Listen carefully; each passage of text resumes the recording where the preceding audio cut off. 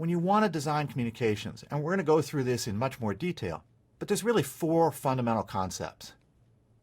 Concept 1, you have to think about your audience. You have to know who you're talking to and why you're talking to them and their characteristics in order to be able to be effective as a communicator.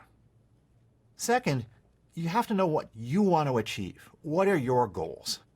And I don't mean goals in the big, broad sense of your whole project or broad intervention. I mean your goals right now. What do you want them to think or feel or do right after hearing or listening or watching your communication? Put the audience and the goals together, and then you can start to figure out what is your core message. And we're going to spend a lot of time thinking about how do you find what your core message is and shape it so that it achieves your goals. And lastly, we're going to talk about the bigger picture, right? You can't just throw facts at people. You have to craft what you're going to communicate into a story, into a narrative. There is a narrative of science. There's a narrative of this course. And we're going to talk about how you do that, how you think about the macro structure of your communication so that it all makes sense and connects to each other. We all need to continue to refine these skills. This is not a one-time thing where you check the box and boom, you're done. I work on these topics myself every day. Every time I write a grant, I have to pause and think through, okay, who's my audience? What are my goals? What's my message, etc. Every time I write an article for the public, every time I give a presentation.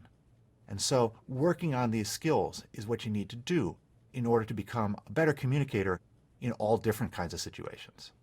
So remember, key questions to ask. Who is my audience? Who am I trying to reach? What is the most appropriate kind of content for them? Not everything is going to be appropriate for every audience. What's the best way to get it to them? There are different communication modalities. We have to pick which one we're going to use intentionally. How can I be respectful of them? Not just in terms of not stereotyping people, although that's a big and important question, but how can I be respectful of their time, of their attention? And how can I do that by perhaps making the content as relatable and relevant to them as possible? When you make your content relatable and relevant to your audience, people want to listen to you, and hence they're going to process it and use it.